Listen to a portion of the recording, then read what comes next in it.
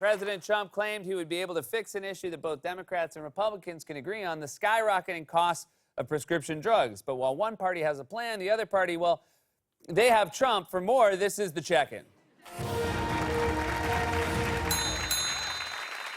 For years, prescription drug prices in this country have been soaring, largely because our government, for the most part, does not negotiate the price of medication. That means pharmaceutical companies can charge whatever they want. Things have gotten so bad that some Americans are forced to go abroad to get life-saving medication like insulin, and one of those destinations abroad is fairly ironic. Robin is headed to the Mexican border, where we meet a group that saw her post on Instagram about insulin in Tijuana costing a fraction of what it does in the U.S. Just cross the border, you're just typing in pharmacy into Google Maps, and then off we go? And then off we go. They've decided it's worth the risk to go to one of Mexico's most dangerous cities, as insulin prices in the U.S. have more than doubled in recent years. So that's where we are as a country right now. Trump's trying to build a wall to prevent outsiders from coming in, while Americans are forced to cross the border into Mexico just to get affordable medication. So, hey, if Mexico won't pay for the wall, maybe Pfizer will. Now, several prominent Democrats, like Senator Bernie Sanders, have been introducing legislation that would cut prescription drug prices by allowing Medicare to negotiate directly with pharmaceutical companies. Sanders was asked about his plans to reduce costs at a town hall yesterday. How do you plan to ensure the cost of medications like insulin won't continue to rise and that people over profit will hopefully become the norm in this country? Oh, you're asking me a question that I have worked on for a long, long time. Yes, sir. Don't get me going. You know, I like how even Bernie Sanders knows not to get him going on health care. I'm sure at every dinner party he's invited to, the host says to the other guests, Bernie is coming, so don't mention health care. Now, part of the reason Democrats have to keep reintroducing legislation to lower drug costs is because President Trump still hasn't fulfilled his promises on this issue. Just last year, he stood in the Rose Garden surrounded by cabinet members and Republican lawmakers and vowed to lower costs by going after those who have personally benefited from higher drug prices. We're going to take on one of the biggest obstacles to affordable medicine, the tangled web of special interests. Not too many are sitting here today, but they used to be here all the time. A nice sentiment, but unfortunately, most of the people there do take massive campaign donations from pharmaceutical companies. They are the special interests. Are you having trouble seeing them? If so, maybe it's time you asked your doctor about Lotemax. Lotemax, so you can clearly see that you're full of By the way,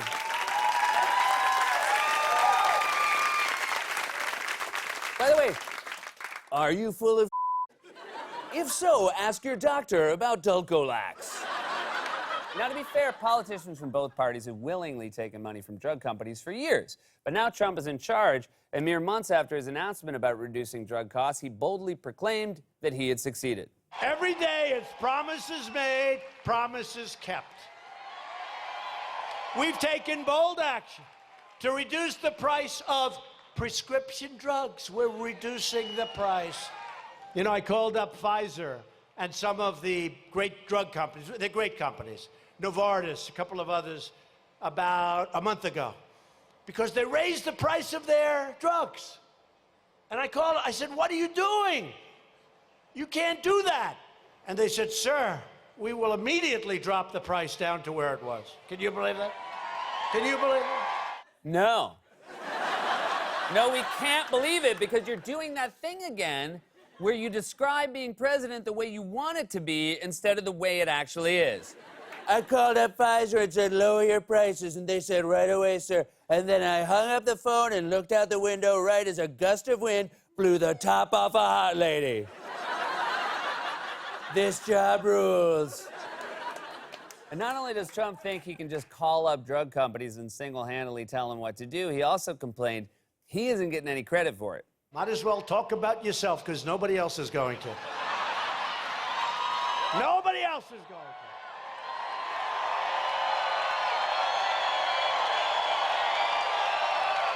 Nobody else. I'm sorry, do you really think people aren't talking about you enough? The only people not talking about you are those undiscovered tribes in the Amazon. And even they feel something eerie in the wind. You guys, I feel like we should go deeper into the rainforest. This is just a hunch. It's just a hunch.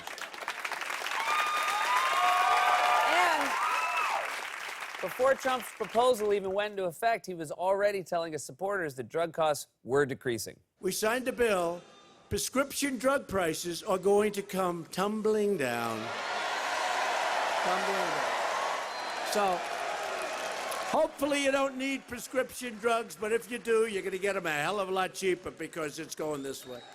That's the president's finger telling you that prices are going down, or maybe that you can get the same drugs much cheaper in Mexico.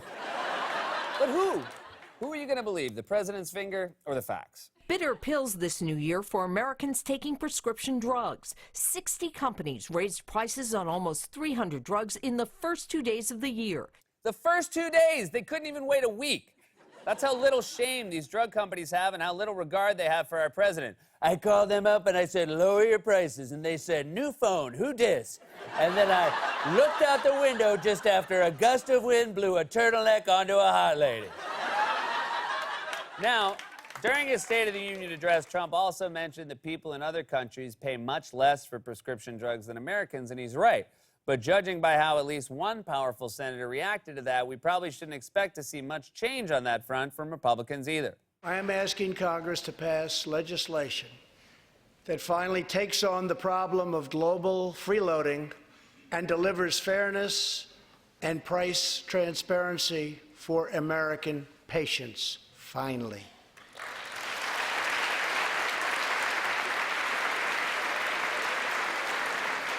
Look how sad Mitch McConnell is.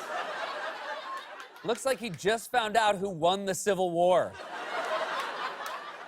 Who? Oh. Was it close? But I guess we shouldn't be surprised that McConnell had that reaction because in 2018 alone, he racked up almost $1 million from the insurance industry and over $500,000 from the pharmaceutical and health products industry. And that's why when someone promises to lower the cost of drugs, even if they're lying, the truth is that your senator can't even smile. This has been The Check-In.